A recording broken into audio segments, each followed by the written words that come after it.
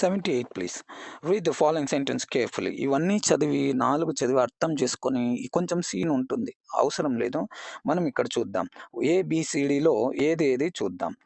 మనం ఇప్పుడు చూసేటప్పుడు ఒకసారి ఇది అయిండదు, ఇది అయిండదు. అంటే ఏబి ఫస్ట్ స్టార్టింగ్ అయిండవు. సో సిడి ఏంటుంది? సిడి ఎక్కడున్నాయి? ఈ 2 ఉన్నాయి. సిడి. సో స్టార్టింగ్ ఈ 2 అక్షరాలతో స్టార్ట్ అయింది. అంటే ఇవి ఆన్సర్లు కాదు.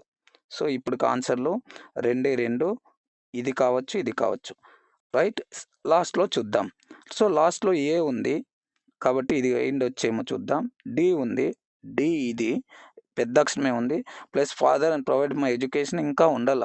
ఇందుతో ఎండ్ కాదు. సో ఇంకా ఏ it was through me that they had great degree and respect from the answers. అంటే ఇప్పటికి అర్థమేమో ఈ 2 ఆన్సర్లలో చివరి చూస్తే ఇది ఒకటి ఉంది. సో ఇది కరెక్ట్ అయింటుంది. అంటే ఆన్సర్ ఖచ్చితంగా మనకి ఇదే ఆన్సర్ కరెక్ట్ అయింటుంది.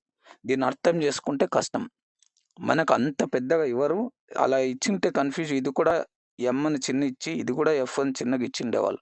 వాళ్ళకి తెలుసు ఇంత చదివి ఇంతసేపు రాయలేరనే ఉద్దేశంతో ఇది లాజికల్గా ఇలాంటివి ఇవ్వడం జరుగుతాయి. దీన్నే మనం మెంటల్ అబిలిటీ కూడా అంటాం. ఏది కరెక్ట్, ఏది ఇది అని. సో దీనికి గ్రామరే రావాల్సిన అవసరము లేదు. మీరు చెక్ చేసుకోవచ్చు ప్లీజ్ దీన్ని మీరు once again. So 79 the incorrect subscription for former all official letters is. చివరిది ఏంటి అని అడుగుతున్నారు. సబ్స్క్రిప్షన్ చివరిలో ఏముంటుంది అని ఉంటారు. ఏముంటుంది ప్లీజ్? అఫిషియల్ లెటర్స్కి ఒబిడియంట్లీ టీచర్స్ కూడా అర్థం. అఫిషియల్ లెటర్ రాయొచ్చు. ఫెయిత్ఫుల్లీ ఇది లవ్వింగ్లీ రాయకూడదు. అదే ఇది ఆన్సర్. ఎవరికి రాయకూడదు? ఇన్కరెక్ట్. అఫిషియల్కి ఇన్కరెక్ట్గా ఏమంటే లవ్వింగ్లీ. ఇది చూస్తానే మనము కనుక్కోవచ్చు. 80 Raju is an Indian doctor. So ఇది ఏంటి? దీనికి SQ.com అని ఉంది ప్లీజ్. SQ.com మనకు సీడీ కూడా ఉంది. వీడియో ఉంది, మీరు చూడొచ్చు. మనకి ఇప్పుడు కామ్ ఒకటి నేర్చుకున్నాం. కామ్ అంటే మెటీరియల్, ఆరిజిన్, కలర్ అనమాట. ఇది లాస్ట్లో వచ్చేది. ఇప్పుడు ఇండియన్ డాక్టర్లో లాస్ట్ ఏంటి అని అడిగాడు. సో ఇది మెటీరియల్ కాదు. సో మెటీరియల్ కాకపోతే ఇంకేమైంటుంది? రెండోది ఆరిజిన్. ఇక్కడ ఉంది చూడండి, origin.com అని గుర్తుపెట్టుకోవాలి. సో ఇంకా ముందు అడిగింటే ఏంది? కలర్ వచ్చేది. సో ఇది దీని లాస్ట్లో మెటీరియల్ కూడా అనవచ్చు. ఇట్ ఇంక్లూడ్స్ మెటీరియల్ అని. కానీ మెటీరియల్ కాదు కదా, కాబట్టి అది origin. So 81 choose the subjects that takes a plural verb after it. ఇది అయిన తర్వాత ప్లూరల్ వర్బ్ రాలంటే ఈచ్ అంటే ఒకరే plural verb. Many choose the subject that takes a plural verb after it. Many of them అంటే చాలా మంది కాబట్టి ఇక్కడ వచ్చేది వర్బ్ మామూలుగా ప్లూరలే. ఎకనామిక్స్ ఒకటే. ఈజ్ అని రాయాల్సిందే. Every girl. ఈ రాయాల్సింది ఈచ్ గర్ల్. ఆర్ వచ్చేది దేనికి ఒకటే కాబట్టి అది answer. So this is the answer 4. Plural verb వచ్చేది ఏంటి అంటే ఇంకా అన్ని తెలుసుకొచ్చి ఇవన్నీ సింగులర్, ఇది ఒకటి ప్లూరల్. సో ఇది ఒకటే plural. Right please. So then ఇది ప్యాసేజెస్ కలిపి అన్నీ కలిపి ఒకసారి చేద్దాం. సో ప్యాసేజెస్ చూస్తూ చేయాల్సి ఉంటాయి. ఇక్కడ చూద్దాం.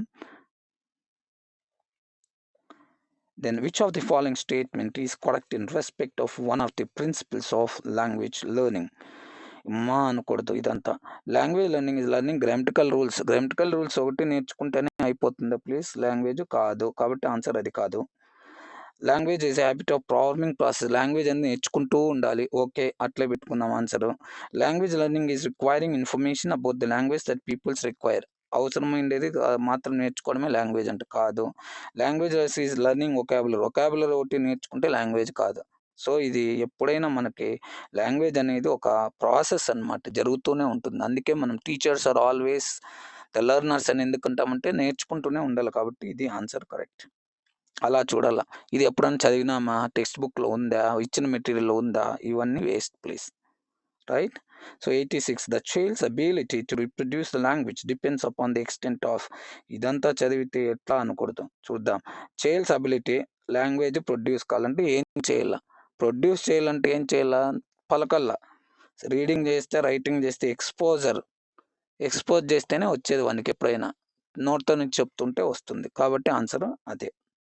Right please. రీడింగ్ అనే exposure. So one of the important principles of the direct method. Direct method అంటే అర్థం ఏంటి అంట?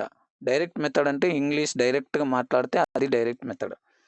దీనికంతా ఇదే. Direct method means speaking in English throughout the hours in the school. ఇంకా తెలుగు మాట్లాడకూడదు అదే ఇది. సో, ఇందులో ఏముంటుందంటే words the unit of speech. ఇదేంటి ఇది కూడా చూద్దాం. Vocabulary teaching is quick. ఇది యాక్చువల్‌గా డైరెక్ట్ మెథడ్‌లో ఇది చదివింటే మీకు తెలిసేది. అదే ఆన్సర్ అని. కానీ చదవకున్నా ఎలా కనుక్కోవాలో చూద్దాం. So, word is the unit of speech. ఈ స్పీచ్ అంటే వర్డ్‌తో ఉంటుంది. వర్డ్ ఒకటే ఉండదు. సెంటెన్స్ కూడా ఉంటాయి. కాబట్టి కాదు. Sentence is the unit of speech. ఇదిగోండి ఇది ఉంది. ఇది కరెక్టే కదా! కరెక్ట్ కావచ్చు. డైరెక్ట్ మెథడ్‌కి ఏంటి అని ఉంది. ఇక్కడ డైరెక్ట్ మెథడ్‌కి sentence is the unit of speech. స్పీచ్‌కి సెంటెన్స్ ఒకటి అని ఉంది. సో, ఇది కూడా కరెక్టే. కానీ వొకాబులరీ టీచింగ్ అనేది దాంట్లో చాలా ఫాస్ట్‌గా చెప్తారు. కాబట్టి అది. ఈడ ఏ సెంటెన్స్ అని ఇవ్వలేదు. Sentence is the unit of speech అంటే ఏ సెంటెన్స్ ఇంగ్లీషా, తెలుగా కాదు కాబట్టి vocabulary teaching is quick and economic is the answer. Direct method is